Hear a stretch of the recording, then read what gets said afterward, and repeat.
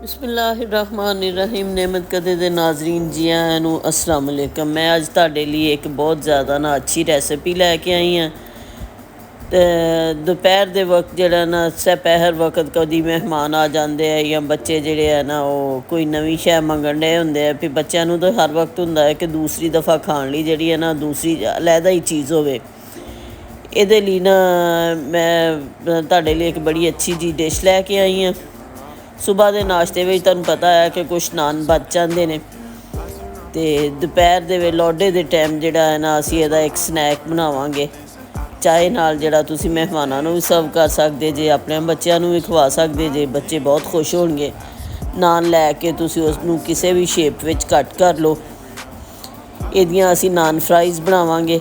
बारीक चिप्स की तरह तुसीं इहनूं कट लो या फिर किसी भी रैक्टेंगल ट्राईएंगल शेप में जिहड़े है ना नान असीं कट लवांगे। कट के इन्हां दा असीं स्नैक बनावांगे जिहड़ा असीं चाय दे नाल जिहड़ा ना खावांगे। कोई बंदा जिहड़ा ना इमैजिन नहीं कर सकेगा कि तुसीं अगर जिन्नी देर तक तुसीं दसो ना कि तुसीं नान दे स्नैक्स बनाए ने। नान नूं मैं मुख्तलिफ शेप्स विच कट लिया वा।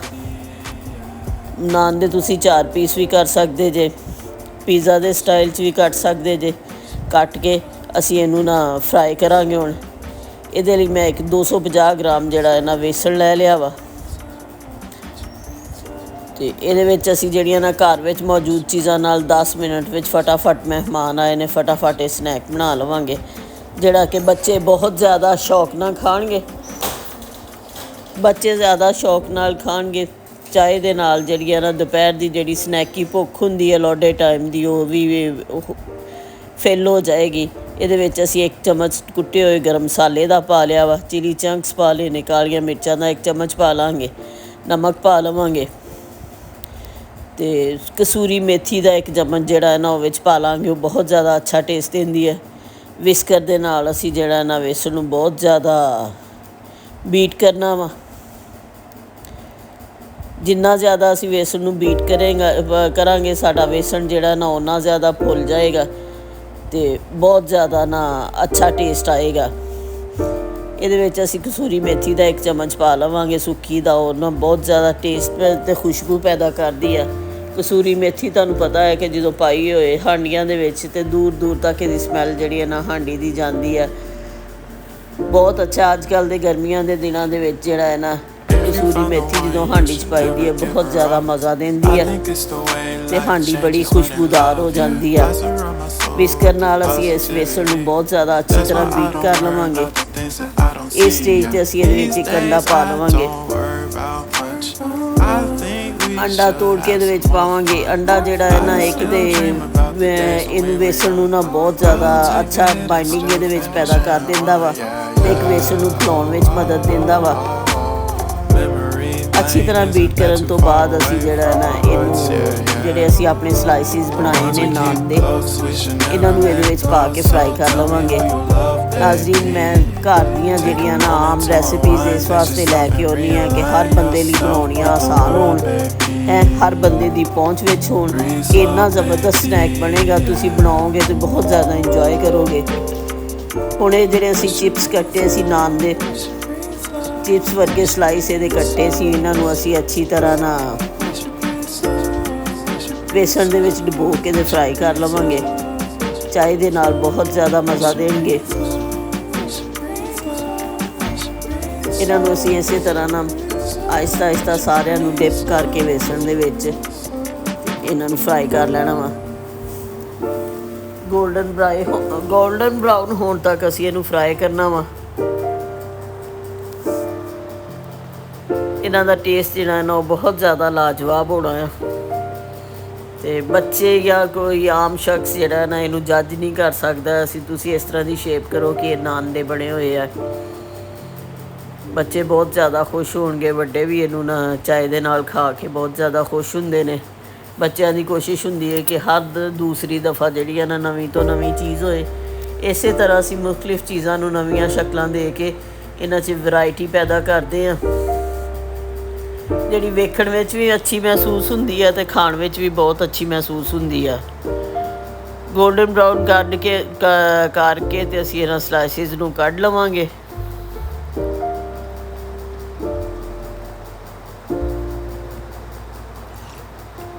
ਫਿਰ ਅਸੀਂ ਇਹਨੂੰ ਚਾਹ ਦੇ ਨਾਲ ਕੈਚਅਪ ਤੇ ਦਹੀਂ ਦੀ ਚਟਨੀ ਦੇ ਨਾਲ ਪੇਸ਼ ਕਰਾਂਗੇ। ਬੜੇ ਹੀ ਜ਼ਬਰਦਸਤ ਪਰਫੈਕਟ ਕਿਸਮ ਦੇ ਸਾਡੇ ਸਲਾਈਸਿਸ ਜਿਹੜੇ ਆ ਨਾ ਤਿਆਰ ਹੋ ਗਏ ਨੇ। ਚੀਜ਼ ਜਿਹੜੀ ਹੈ ਨਾ ਵੇਖਣ ਵਿੱਚ ਵੀ ਸੋਹਣੀ ਲੱਗੇਗੀ। ਜਿਹੜੀ ਚੀਜ਼ ਵੇਖਣ 'ਚ ਸੋਹਣੀ ਲੱਗੇ, ਪ੍ਰੈਜੈਂਟੇਸ਼ਨ ਅੱਛੀ ਹੋਵੇ, ਉਹ ਖਾਣ ਨੂੰ ਜ਼ਿਆਦਾ ਦਿਲ ਕਰਦਾ ਵਾ। ਸਲਾਈਸ ਹੁਣ ਸਾਡੇ ਬਰਾਊਨ ਹੋ ਗਏ ਨੇ। ਨਾਨ ਦੇ ਫਰਾਈਜ਼ ਇਹ ਜਿਹੜੇ ਆ ਨਾ ਅਸੀਂ ਕੱਢ ਲਵਾਂਗੇ ਤੇ ਦੂਸਰੀਆਂ ਸ਼ੇਪਸ ਨੂੰ ਵੀ ਅਸੀਂ ਆਹਿਸਤਾ ਇਸੇ ਤਰ੍ਹਾਂ ਫਰਾਈ ਕਰ ਲਾਂਗੇ। ਮੇਰੀਆਂ ਰੈਸਿਪੀਜ਼ ਅਗਰ ਤੁਹਾਨੂੰ ਪਸੰਦ ਹੋਣ, ਲਾਈਕ ਸ਼ੇਅਰ ਤੇ ਸਬਸਕ੍ਰਾਈਬ ਜ਼ਰੂਰ ਕਰਿਆ ਕਰੋ। ਕਮੈਂਟਸ ਦੇ ਵਿੱਚ ਆਪਣੀ ਰਾਏ ਦਾ ਇਜ਼ਹਾਰ ਕਰਿਆ ਕਰੋ। ਤੁਹਾਡੀ ਰਾਏ ਜਿਹੜੀ ਹੈ ਨਾ ਇਹਦੇ ਨਾਲ ਮੈਨੂੰ ਮੋਟੀਵੇਸ਼ਨ ਮਿਲਦੀ ਹੈ। ਮੇਰਾ ਦਿਲ ਕਰਦਾ ਹੈ ਕਿ ਮੈਂ ਰੋਜ਼ ਨਵੇਂ ਤੋਂ ਨਵੀਂ ਜਿਹੜੀ ਹੈ ਨਾ ਵੈਰਾਈਟੀ ਨਵੀਂ ਤੋਂ ਨਵੀਂ ਜਿਹੜੀ ਹੈ ਨਾ ਚੀਜ਼ ਤੁਹਾਡੇ ਲਈ ਲੈ ਕੇ ਆਵਾਂ, ਨਵੀਆਂ ਰੈਸਿਪੀਜ਼ ਲੈ ਕੇ ਆਵਾਂ, ਤਾਂ ਕਿ ਮੈਂ ਵੀ ਇਸ ਕੰਮ ਨੂੰ ਇੰਜੋਏ ਕਰਾਂ ਤੇ ਤੁਸੀਂ ਵੀ ਨਵੀਆਂ ਤੋਂ ਨਵੀਆਂ ਚੀਜ਼ਾਂ ਬਣਾਉਣੀਆਂ ਸਿੱਖ ਜਾਓ।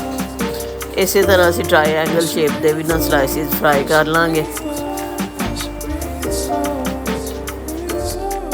ਡਿਫਰੈਂਟ ਕਿਸਮ ਦੀਆਂ ਜਿਹੜੀਆਂ ਚੀਜ਼ਾਂ ਹੁੰਦੀਆਂ ਨੇ, ਜਿੱਦਾਂ ਸ਼ੇਪਸ ਨੇ, ਤੁਸੀਂ ਇਹਨਾਂ ਨੂੰ ਫਰਾਈ ਕਰਕੇ ਰੱਖੋਗੇ ਤੇ ਬੜੀਆਂ ਅੱਛੀਆਂ ਲੱਗਣਗੀਆਂ।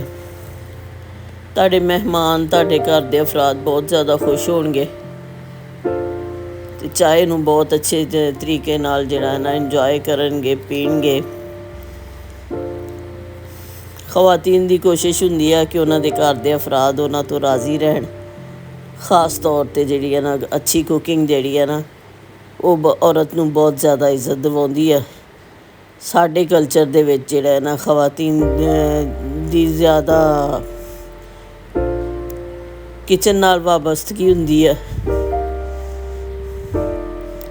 ਤੇ ਰੋਜ਼ ਤੁਸੀਂ ਨਵੀਆਂ ਤੋਂ ਨਵੀਆਂ ਜਿਹੜੀਆਂ ਨੇ ਨਾ ਵੈਰਾਈਟੀ ਆਫ ਥਿੰਗਸ ਜਿਹੜੀਆਂ ਨੇ ਨਾ ਪੇਸ਼ ਕਰੋ ਤੇ ਇਹਦੇ ਨਾਲ ਬਹੁਤ ਜ਼ਿਆਦਾ ਇੱਜ਼ਤ ਬਣਦੀ ਹੈ।